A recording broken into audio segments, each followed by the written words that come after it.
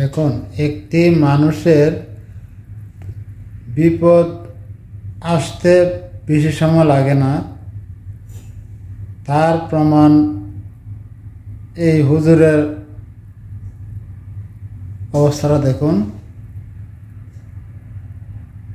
হুজুরেও মাহফিল করতেছে, 1 সেকেন্ডের ভিতরে তার কত বড় বিপদ এসে পড়ছে। কথা বলেন, মজা আছে না নাই? গান শুনতে শুনতে গান